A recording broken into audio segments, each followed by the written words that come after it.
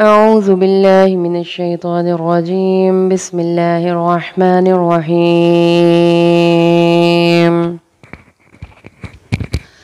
سبحان الذي يسرى بعبده ليلا من المسجد الحرام إلى المسجد الأقصى الذي باركنا حوله لنريه من آياتنا إنه هو السميع البصير. وآتينا موسى الكتاب وجعلناه هدى لبني إسرائيل ألا تتخذوا من دوني وكيلا ذرية من حملنا مع نوح إنه كان عبدا شكورا. وقضينا إلى بني إسرائيل في الكتاب لتفسدن في الأرض مرتين ولتعلن علوا كبيرا. وإذا جاء وعد أولاهما بعثنا عليكم عبادا لنا أولي بأس شديد فجاسوا خلال الديار وكان وعدا مفعولا. ثم رددنا لكم الكرة عليهم وأمددناكم بأموال وبنين وجعلناكم أكثر نفيرا. إن أحسنتم لأنفسكم وإن أسأتم فلها. فإذا جاء وعد الآخرة ليسوءوا وجوهكم وليدخلوا المسجد كما دخلوه أول مرة وليتبروا ما علوا تتبيرا. عسى ربكم أن يرحمكم وإن عدتم عدنا وجعلنا جهنم للكافرين حصيرا. إن هذا القرآن يهدي للتي هي أقوم ويبشر المؤمنين الذين يعملون الصالحات أن لهم أجرا كبيرا وأن الذين لا يؤمنون بالآخرة أعتدنا لهم عذابا أليما.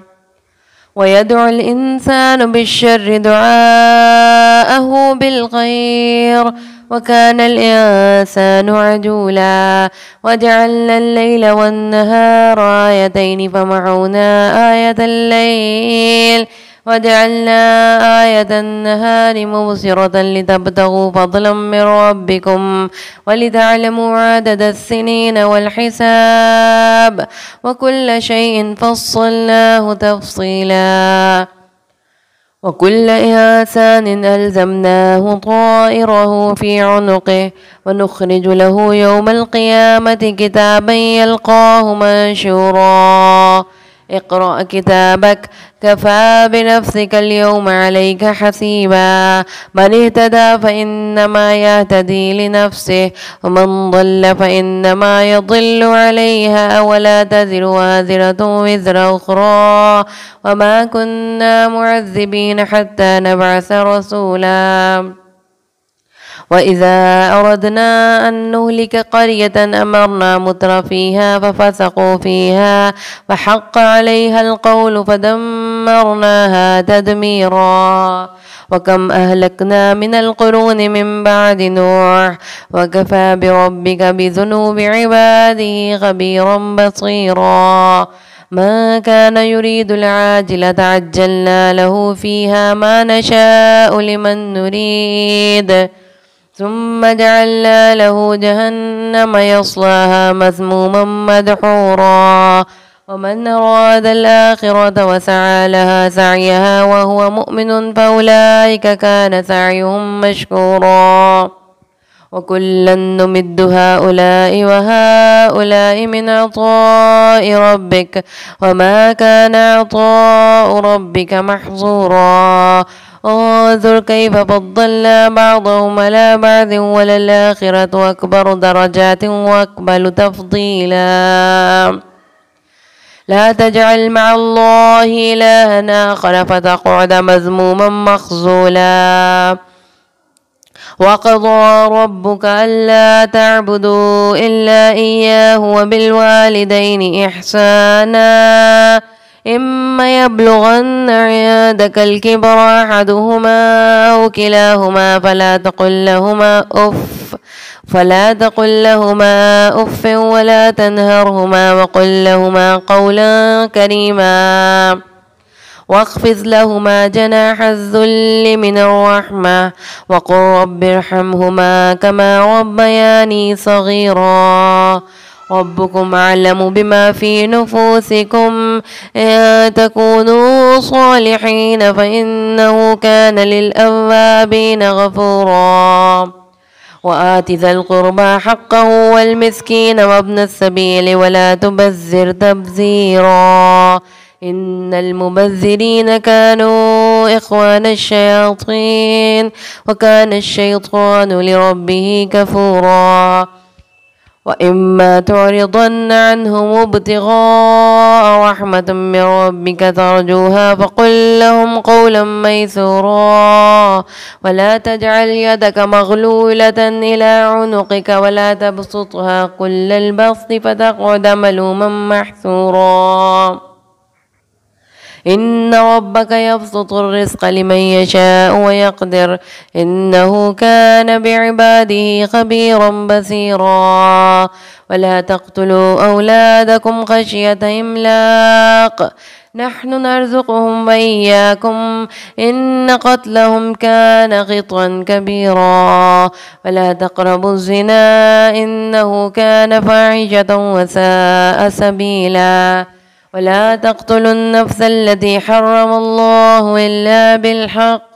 وما قتل مظلوما فقد جعلنا لوليه سلطانا فلا يسرف في القتل إنه كان منصورا. ولا تقربوا مال اليتيم إلا بالتي هي أحسن حتى يبلغ أشده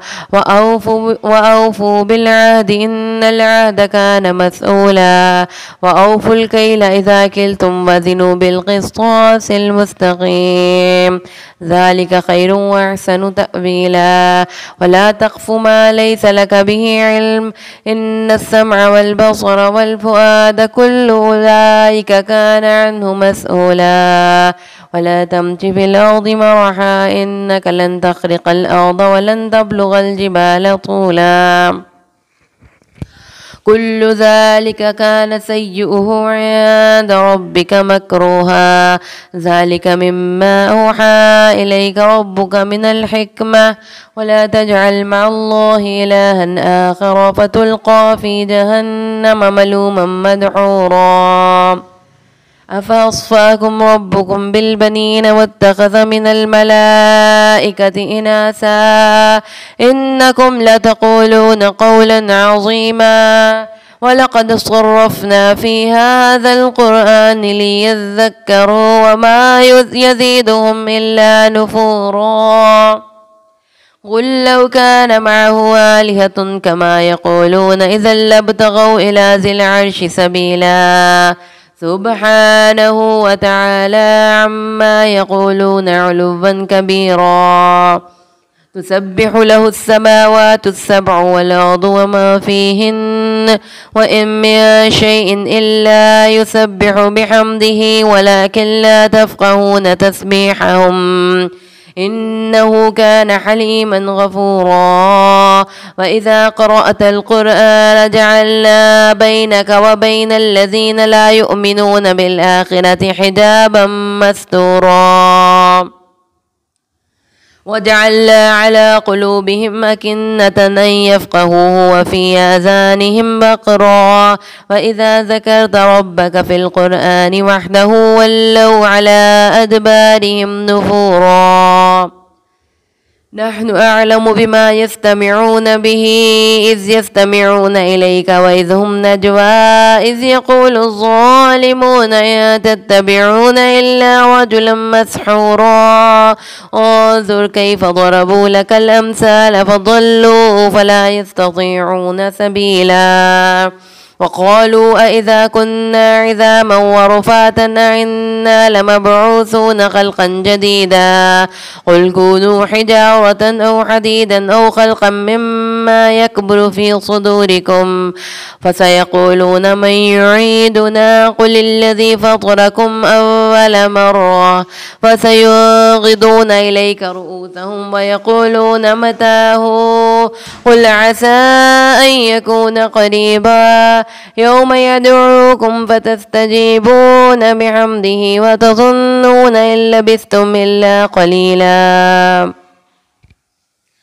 وقل لعبادي يقولوا التي هي أحسن إن الشيطان ينزغ بينهم إن الشيطان كان للإنسان عدوا مبينا ربكم أعلم بكم إن يشاء يرحمكم أو إن يشاء يعذبكم وما أرسلناك عليهم وكيلا وربك أعلم بما في السماوات والأرض ولقد فضلنا بعض النبيين على بعض وآتينا داود زبورا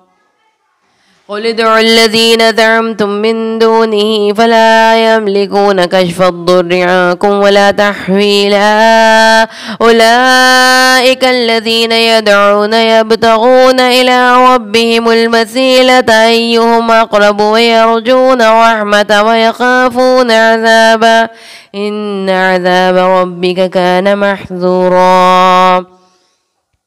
وإن من قرية إلا نحن مهلكوها قبل يوم القيامة أو معذبوها عذابا شديدا كان ذلك في الكتاب مسطورا وما منعنا أن نرسل بالآيات إلا كذب بها الأولون فآتينا ثمود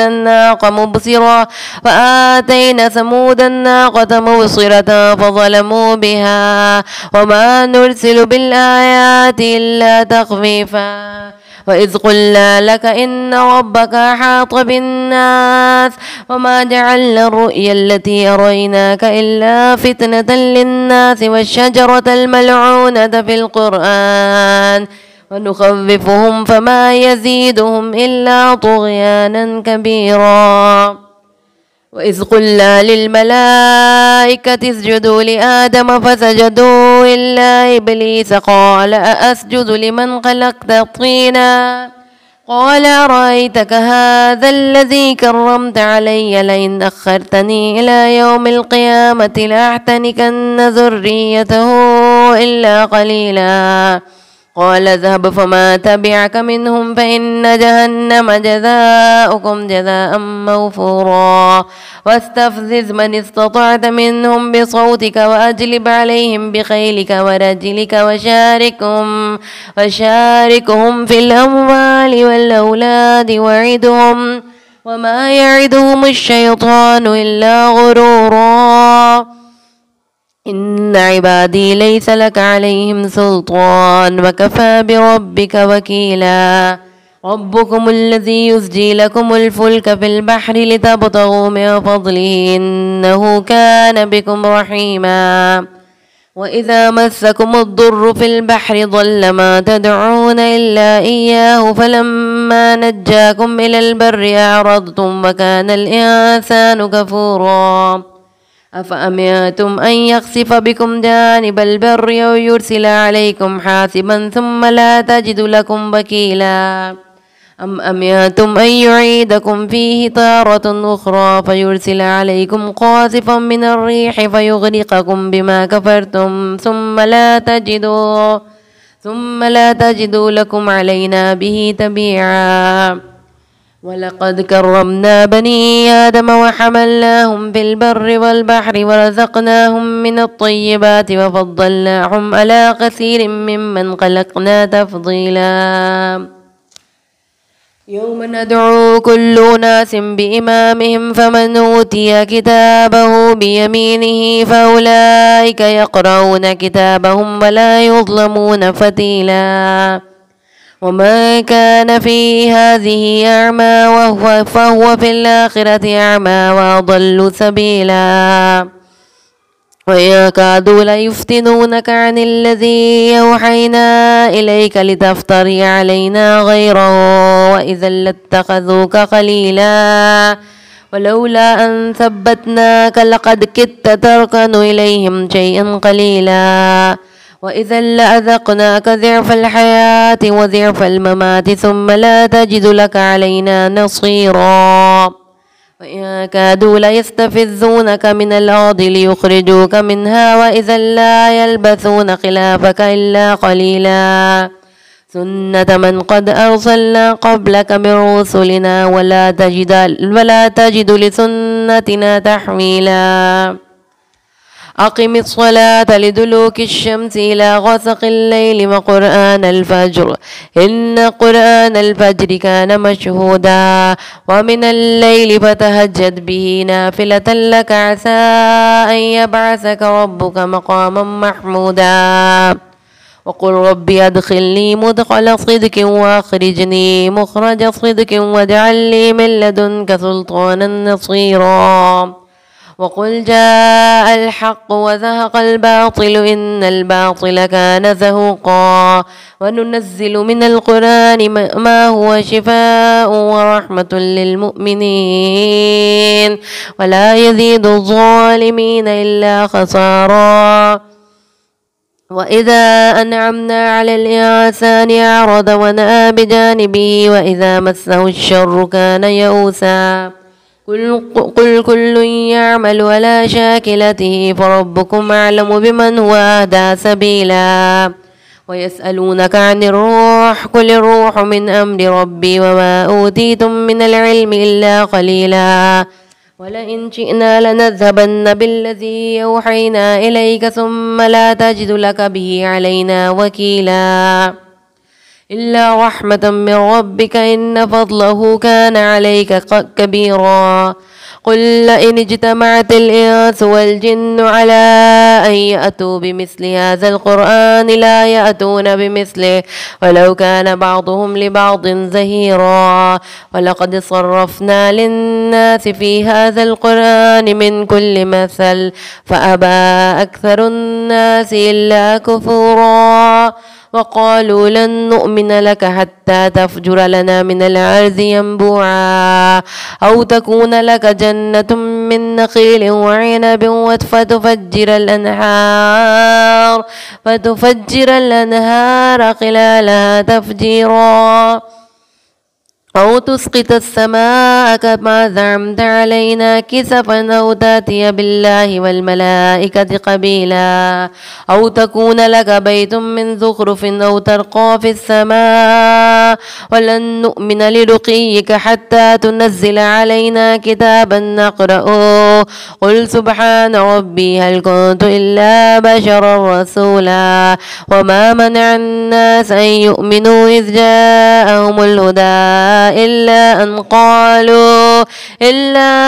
قالوا أبعث الله بشرا رسولا قل لو كان في الأرض ملائكة يمشون مطمئنين لنزلنا عليهم من السماء ملكا رسولا قل كفى بالله شهيدا بيني وبينكم إنه كان بعباده خبيرا بصيرا من يهد الله فهو المهتدي ومن يضلل فلن تجد لهم أولياء من دونه ونحشرهم يوم القيامة على وجوههم عميا وبكما وصما مأواهم جهنم كلما خبت زدناهم سعيرا ذلك جزاؤهم بأنهم كفروا بآياتنا وقالوا أإذا كنا عظاما ورفاتا أإنا لمبعوثون خلقا جديدا أولم يروا أن الله الذي خلق السماوات والأرض قادر على أن يخلق مثلهم وجعل لهم أجلا لا ريب فيه فأبى الظالمون إلا كفورا قل لو أنتم تملكون خزائن رحمة ربي إذا لأمسكتم خشية الإنفاق وكان الإنسان قتورا ولقد آتينا موسى 9 آيات بينات فاسأل بني إسرائيل إذ جاءهم فقال له فرعون إني لأظنك يا موسى مسحورا. وقال له فرعون إني لأظنك يا موسى مسحورا. قال لقد علمت ما أنزل هؤلاء إلا رب السماوات والأرض بصائر وإني لأظنك يا فرعون مسبورا. فأراد أن يستفزهم من الأرض فأغرقناه ومن معه جميعا.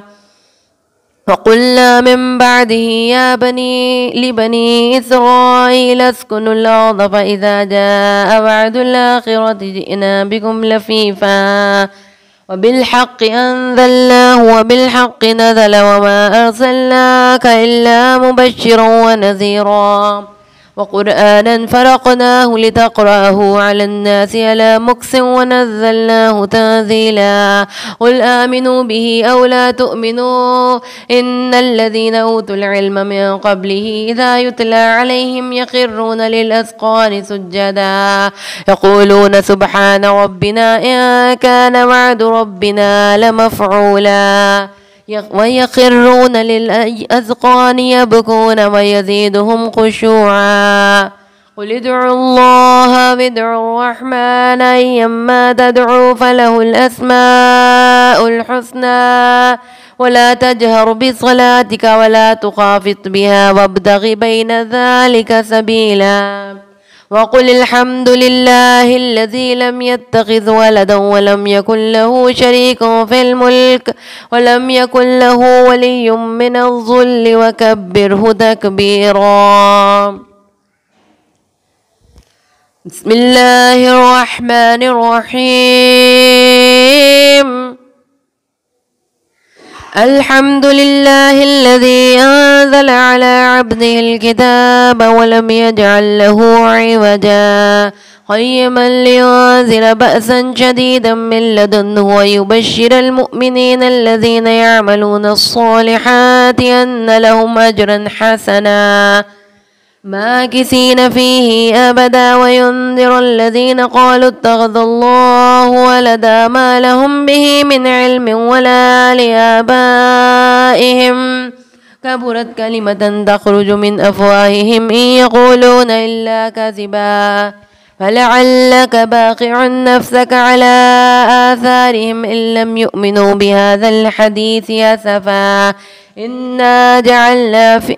ما على الأرض زينة لها لنبلوهم أيهم أحسن عملا وإنا لجاعلون ما عليها صعيدا جرزا. أم حسبت أن أصحاب الكهف والرقيم كانوا من آياتنا عجبا إذ أوى الفتية إلى الكهف فقالوا ربنا آتنا من لدنك رحمة وهيئ لنا من أمرنا رشدا وضربنا على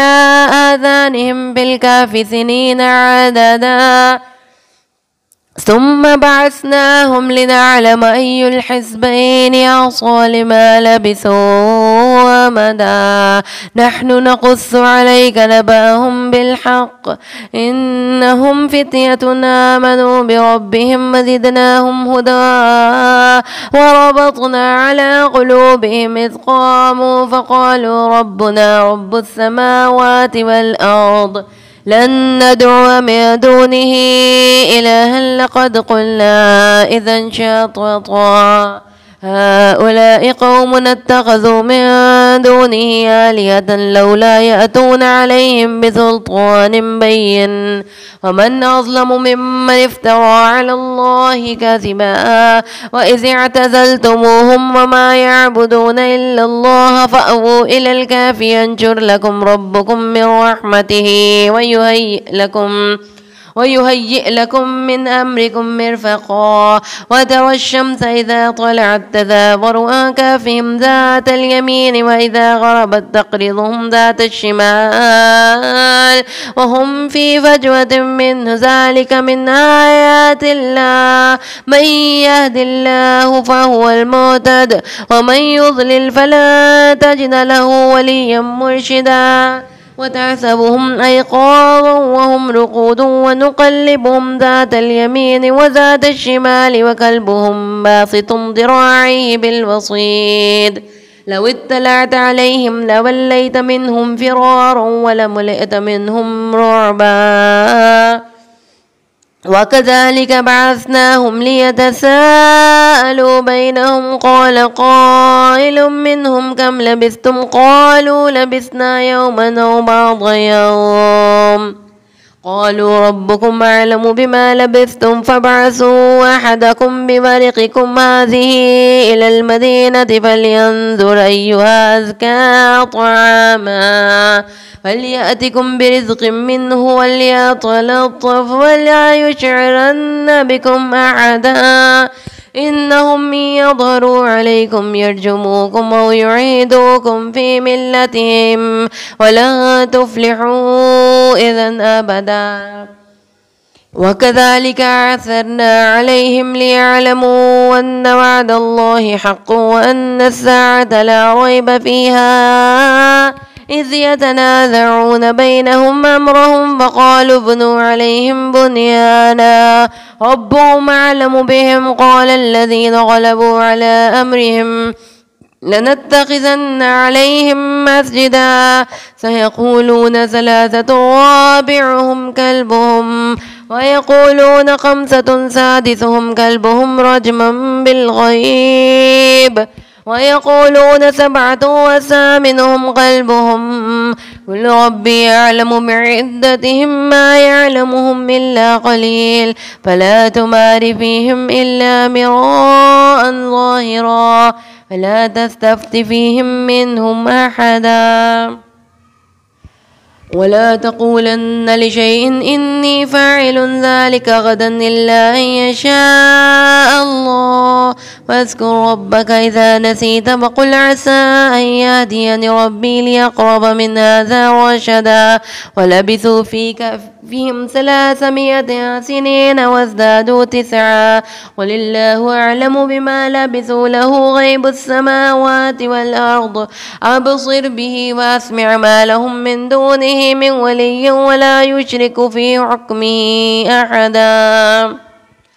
واتل ما أوحي إليك من كتاب ربك لا مبدل لكلماته ولن تجد من دونه ملتحدا واصبر نفسك مع الذين يدعون ربهم بالغداة والعشي يريدون وجهه ولا تعد عيناك عنهم تريد زينة الحياة الدنيا ولا تطع من أغفلنا قلبه عن ذكرنا واتبع هواه وكان أمره فرطا وقل الحق من ربكم فمن شاء فليؤمن ومن شاء فليكفر إنا أعتدنا للظالمين نارا أحاط بهم سرادقها وإن يستغيثوا يغاثوا بماء كالمهل يشوي الوجوه بئس الشراب وساءت مرتفقا إن الذين آمنوا وعملوا الصالحات إنا لا نضيع أجر من أحسن عملا أولئك لهم جنات عدن تجري من تحتهم الأنهار يحلون فيها من أساور من ذهب ويلبسون ثيابا خضرا من سندس واستبرق متكئين فيها على الأرائك نعم الثواب وحسنت مرتفقا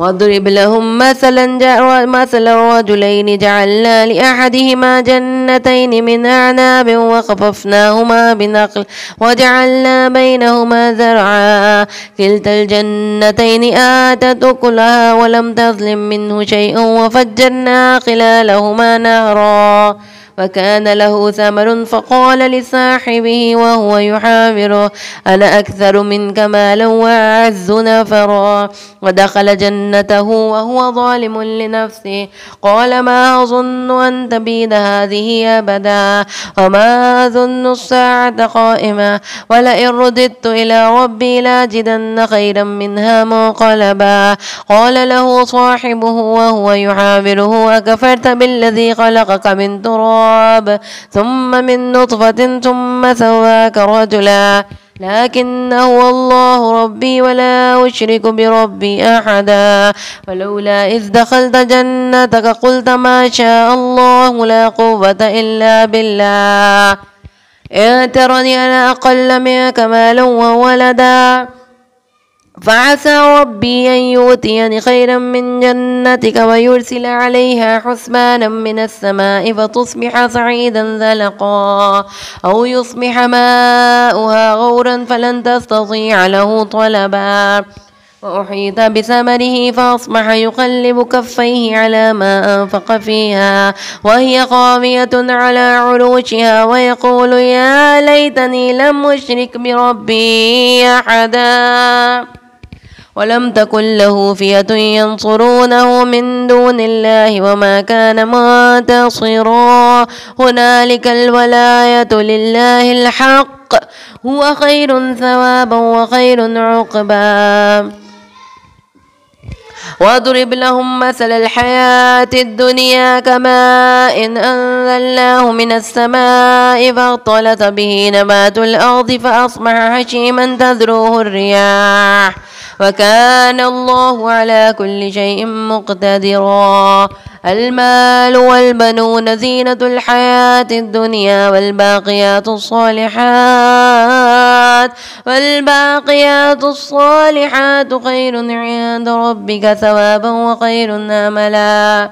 ويوم نسير الجبال وترى الأرض بارزة وحشرناهم فلم نغادر منهم أحدا وعرضوا على ربك صفا لقد جئتمونا كما خلقناكم أول مرة بل زعمتم أن لن نجعل لكم موعدا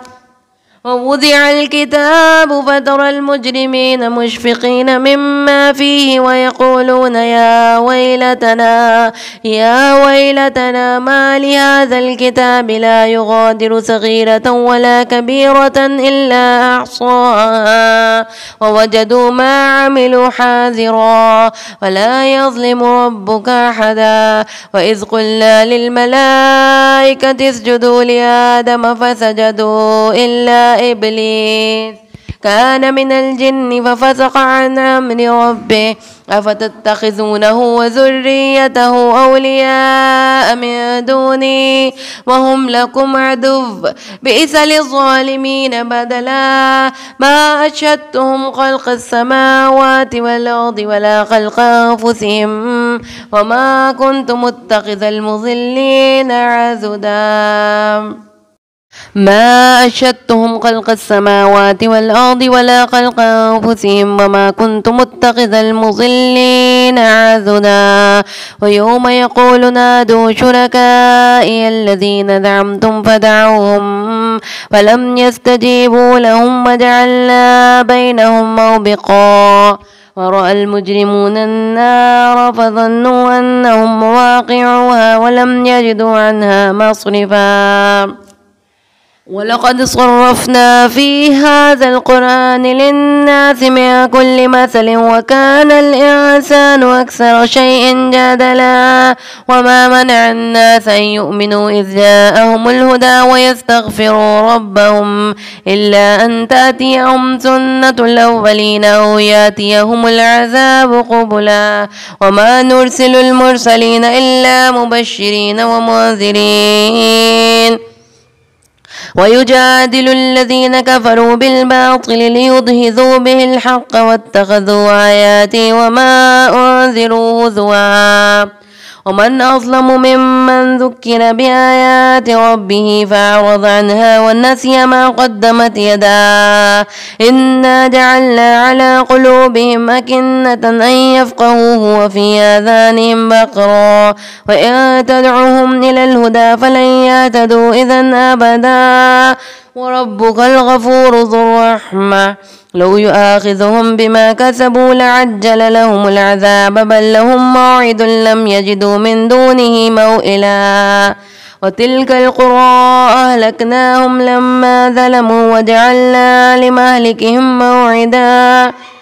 وإذ قال موسى لفتاه لا أبرح حتى أبلغ مجمع البحرين أو أمضي حقبا ولما بلغ مجمع بينهما نسيا حوتهما واتخذ سبيله في البحر سربا فلما جاوزا قال لفتاه آتنا غداءنا لقد لقينا من سفرنا هذا نصبا قال أرأيت إذ أوينا إلى الصخرة فإني نسيت الحوت وما أنسانيه إلا الشيطان أن أذكره واتخذ سبيله في البحر عجبا قال ذلك ما كنا نبغ فارتد على آثارهما قصصا فوجد عبدا من عبادنا آتيناه رحمة من عندنا وعلمناه من لدنا علما قال له موسى هل أتبعك على أن تعلمني مما علمت رشدا قال إنك لن تستطيع معي صبرا وكيف تصبر على ما لم تحط به خبرا قال ستجدني إن شاء الله صابرا ولا أعصي لك أمرا قال فإن اتبعتني فلا تسألني عن شيء حتى أحدث لك منه ذكرا فانطلقا حتى إذا ركبا في السفينة خرقا قال خرقتها لتغرق أهلها لقد جئت شيئا إمرا قال ألم أقل إنك لا تستطيع معي صبرا قال لا تؤاخذني بما نسيت ولا تلحقني من أمري عسرا فانطلقا حتى إذا لقيا غلاما فقتله قال قتلت نفسا ذكية بغير نفس لقد جئت شيئا نكرا صدق الله العظيم.